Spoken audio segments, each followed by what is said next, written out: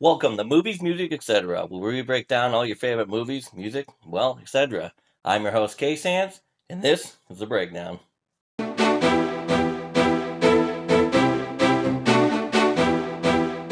Today, we're going to do a full-blown blood-soaked breakdown of brand new Scream 7, released early this year in 2026. But Scream is a franchise that doesn't let you start at the end. Every time you think it's over, some movie-obsessed loser picks up the knife again, usually because someone didn't reply to their fan fiction on Reddit. To truly understand Scream 7, we need to go back, trace the lineage of the knife, and see how the original 6 movies were more connected than the people who still live in their basements on their parents' phone plans. It all started in 1996 with Scream 1. It revolutionized the genre by having characters who've actually seen a horror movie. Our final girl, Sidney Prescott, is being stalked on the anniversary of her mother, Maureen Prescott's murder. The twist? There's two killers. The mastermind was Billy Loomis, Sidney's boyfriend, who has the emotional maturity of a 3-year-old at nap time. His motive? Maureen Prescott was having an affair with his father, which caused his mom to abandon him. I find it funny he gets pissy because Sidney doesn't want to sleep with him. He decides to kill Maureen Prescott, frame Cotton Weary, and decides to punish Sidney by killing all of her friends first. Apparently, therapy wasn't a thing in the 90s. He tells her it's been a year and she needs to get over it, but I was like, dude, take your own advice. His accomplice? Sue Mocker. Stop it, Billy, would you, alright? I can't take anymore. I'm feeling a little woozy here. Stu's motive was literally peer pressure. He's the guy that would jump off the bridge if Billy told him he had a good view. Fun fact, the voice of Ghostface, Roger L. Jackson, never met the cast during filming. Wes Craven kept him hidden to make sure the phone calls were genuinely creepy. Imagine being the personal assistant whose job was to make sure that Robert Jackson didn't walk into the catering line and accidentally traumatize Drew Barrymore. Roger Jackson ended up voicing Ghostface for all 7 movies. He also voiced everyone's favorite evil monkey, Mojo Jojo, in the Powerpuff Girls. With the massive success of the first film, made sure that a sequel was going to get made as fast as possible. Then came Scream 2 in 1997. Sidney's at college. A copycat is killing people with the same names of the original victims. And the killer this time? Debbie Salt, a local reporter. But her real name is Mrs. Loomis. Mrs. Loomis? What? Billy's mother. She's played by Laurie Metcalf, Sheldon Cooper's mom. She wanted revenge on Sidney for killing her precious son, Billy. Apparently, she didn't mind that he was a serial killer, but she draws the line at him getting shot in the head. She recruited a movie-obsessed student named Mickey, who just wanted to blame the movies on his crimes at trial. He's the original. I did it for the gram. Next up, Scream 3 in 2000. Set in Hollywood on the set of Stab 3, we get a single killer reveal. Roman Ridger. He's the director of Stab 3, and he is Sidney's half-brother. Turns out Maureen Prescott had a hidden Hollywood past and a hidden Hollywood son. When Roman tried to reconnect, she rejected him. He was the one who filmed Maureen's affair with Mr. Loomis and showed it to Billy, inspiring the original 1996 killings. Roman is the ultimate passive-aggressive sibling. He didn't just ruin dinner, he organized a multi-movie body count because he didn't get 2 Christmases. And after a long nap, we got Scream 4 in 2011. Sidney returns to Westboro on a book tour. The killer? Her own cousin, Jill Roberts. Her motive? She wanted the fame that Sidney had. She didn't want to kill Sidney as much as she wanted to be the new Sidney. Her plan was to be the sole survivor and to get a book deal. This is the closest Scream ever got to a Black Mirror episode. And then, in 2022, they did the thing that they were making fun of. They made a Scream requel. Half reboot, half sequel, all meta. This is where we met Sam Carpenter and her sister Tara. We learned that Sam is actually Bill Loomis's illegitimate daughter. She's connected by blood to the man who started it all, and she starts getting visions of his sweaty 90s face. The killers are Richie, Sam's boyfriend, of course, and Amber. Their motive? They are toxic fans that hated the new Stab movie and decided to create their own true story murder spree to try to save the franchise. That's like murdering your barber because you didn't like your haircut and then try to cut your own hair. Stupid. Then we got Scream 6 in 2023. Our survivors moved to New York City for a fresh start. Ghostface in New York City. They use the subway, a ladder between buildings. It's like Ghostbusters, but with more stabbings. Murder in the Big Apple. It really shows that Ghostface is just a little dick in all movies. It's true.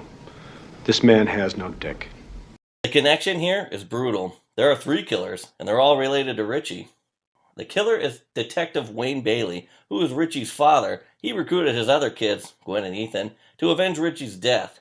It's a family business, and business is good. Their motive is literally, you killed my son who was a serial killer, so I'm going to kill you with serial killings. The logic of this movie is loopier than a roller coaster designed by a toddler. Oh, and fun fact, the bodega fight scene, the crew had created over 1,000 fake items to stock the shelves because the actual food kept rotting in the New York humidity. Nothing says high fashion horror like being impaled next to a decomposing banana. Also, the name of the bodega, Ape Snake Bodega. Ape Snake was the name that Wes Craven went by when he was directing adult films. The idea for the bodega name came from Spencer Charnas of Einstein Kills. He wrote the song Your Number's Up, inspired by the first Scream movie, and he recently wrote the song Twisting the Knife for Scream 7. And that brings us to today, the breakdown of Scream 7, released February 2026. This one had massive off-screen drama with cast like Marissa Barrera, who got fired, and then in return, Jenna Ortega leaves the franchise. And then we had 4 director changes. But then we go back to our roots, with settling on director Kevin Williamson, the original screenwriter, and the final girl, Sidney Prescott, returning. But that came with a $500,000 rewrite. The movie starts with a couple in Stu Macher's house, which was turned into an Airbnb, which is a play on when comedian Matt Rife buying the real-life Warren house, home of the Annabelle doll, was doing the same thing.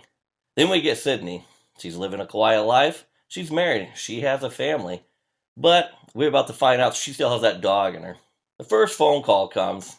She hangs up immediately because she's over that bullshit. I love it. What starts as a phone call ends with FaceTime, and it's Stu. Or that's what we're led to believe. They even talk about how AI is used a lot these days and then joke about how there's always going to be people who think someone is still alive. Just like in real life, how everyone thinks that Stu is still alive because he made a small cameo in Scream 2 at that party. But the killings start, and they are nasty. Scream 7 went for brutality this time. This isn't just a fun game. This is Ghostface with holding a grudge. The movie wants us to know that nobody is safe and everyone is a suspect. Everybody's a suspect! When Kevin Williamson is at the steering wheel. The breakdown of the story focuses on Sidney's family. We are introduced to her teenage daughter named Tatum, because the franchise won't let us forget how you can die from a garage door, which was an actual concern of mine when I was a kid. Now, let's get to the important part, the reveal. We all have been set up to believe it's a new toxic fan or maybe someone connected to Roman, but this movie makes things so completely obvious just to throw us off. The first Ghostface killer is revealed to be Carl. Kyle? I want to change. I want to be Steve. I'm Steve. You're Carl. Kyle! Just kidding, it's Carl. An escaped resident from a psychiatric hospital. After attacking Sidney and her family, Ghostface is in the street where he gets plowed into by a car that comes in like a gale force wind. And holy shit, it's Gale Weathers! Then Gale starts doing what Gale does and goes full in on everyone that's around.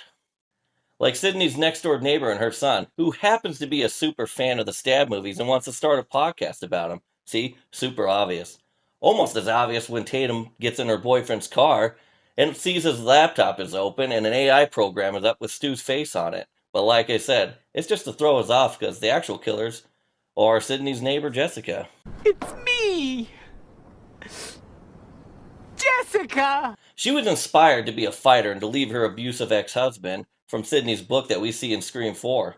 She was in New York for the events of Scream 6, but had a mental breakdown when she found out that Sidney wasn't there. I mean, how can you have a Scream movie without Sidney, right? So she checked herself into a hospital that was near Sidney, and that's where she met Marco and Carl. Carl was a security expert at Google, so he knows how to do the deep fake stuff. But after losing his job, that's when he started working at the hospital. And together, they start killing all the teens trying to recreate generational trauma for Tara. Scream 7 does a lot of things the first Scream did, like tying up Tatum like they did Casey Becker's boyfriend, or even this movie poster. Scream 7 is a brutal connect-heavy entry that shows the franchise that it can still shock you, even when you know exactly what the rules are. It takes the legacy of Billy and Stu Macher and proves that the true villain isn't behind the mask. It's the production hell that almost stopped this movie from being made. My honest opinion is Scream 6 would have been a great place to end the franchise with Tara putting down her father's mask and realizing she is nothing like him. But these movies make money, so we'll keep getting them. And trust me, I'll keep watching them. Scream 7 hasn't been received well by fans or even other YouTube influencers, but I enjoyed it, and I have to admit, I couldn't guess who the killers were. But with that being said, thank you for joining me for this breakdown of the Scream franchise. What did you think of the new movie? What did you think about the franchise? Let me know in the comments.